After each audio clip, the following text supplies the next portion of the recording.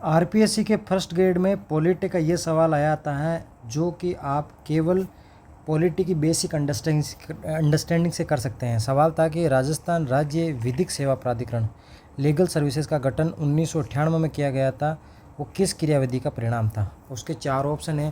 पहला था कि राजस्थान हाईकोर्ट द्वारा एक न्यायिक आदेश दिया गया था। दूसरा, राजस्थान विधानमंडल द्वारा एक अधिनियम पारित किया गया। राजस्थान सरकार ने एक अधिसूचना पारित की, या राज्यपाल सरकार द्वारा एक अध्यादेश जारी किया गया।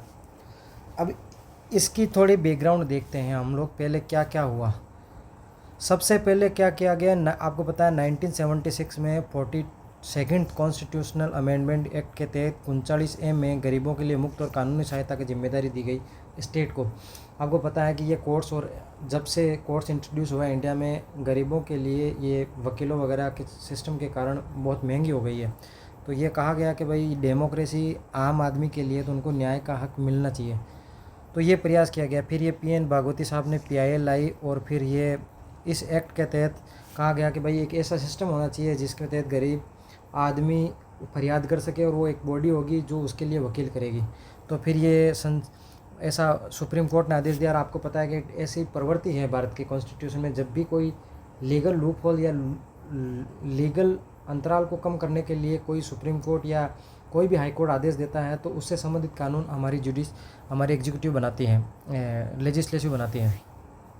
तो उस आदेश, ये जो हुसैन आरा कानून मामले में जो मौलिक अधिकार से संबंधित दिया गया बात की, भाई लीगल एड मौलिक फंडामेंटल राइट है, मुफ्त सहायता, कानूनी सहायता पाना।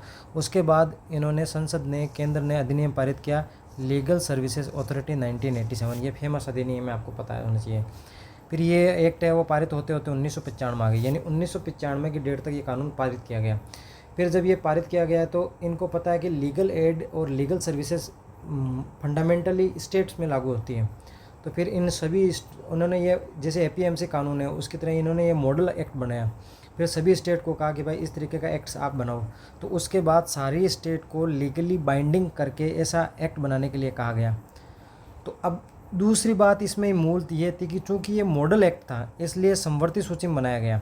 अब ये बात आपको इम्पोर्टेंट है, ध्यान रखनी चाहिए। ये समवर्ती सूची के तहत कानून बनाया गया था, इसी से एक ऑप्शन एलिमिनेट होगा, आप ध्यान रखना। फिर इसी को ध्यान में रखते हुए राजस्थान सरकार ने भी राजस्थान राज्य विधिक सेवा अधिनियम पारित, नियम 1995 बनाया। देखो, एक्ट नहीं है, अधिनियम एक बार बन चुका है, अब ये नियम है।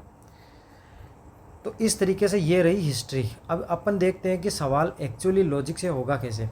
सबसे पहले एलिमिनेट करते हैं ऑप्शन को कि राजस्थान राज्य द्वारा प्रदत्त एक न्यायिक आदेश। अब आपने पूरी हिस्ट्री में देखा कि वो एक एक्ट है, और वो जो एक्ट है वो संसद ने बनाई। यदि कोई संसद एक्ट बना देता है तो उस पर पहले से ही हाई कोर्ट का न्यायिक आदेश पारित करने से संबंधित अधिकार अपना आप चला जाता है। दूसरी बात है, वो समवर्ती सूची से अधिनियम बन चुका था, तो जब एक्ट बन चुका था तो सुप्रीम हाई कोर्ट को आदेश देने का सवाल ही नहीं बनता।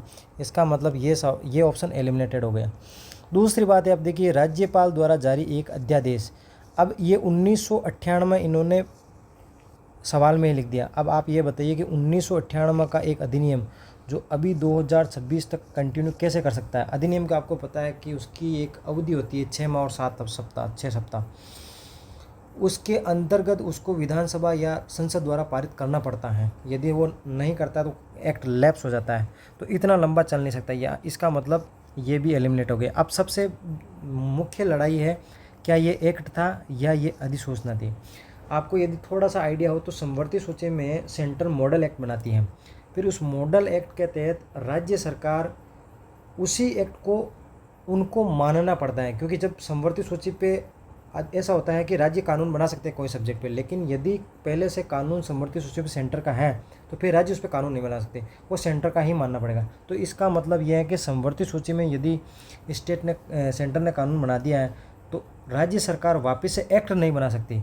अब यदि राज्य सरकार वापस से एक्ट नहीं बना सकती तो एक्ट एलिमिनेट हो गया। इस तरीके से इसका उत्तर होगा एक राज्य सरकार द्वारा पारित एक अधिसूचना। इस तरीके से बेसिक अंडरस्टैंडिंग से ऑप्शनों को एलिमिनेट करके आसानी से सवाल तक पहुंचा जा सकता है। यदि इस तरीके से PYQ को आप लॉजिक से एलिमिनेट करके सीखना चाहते हैं तो आपको YouTube चैनल सब्सक्राइब करना होगा।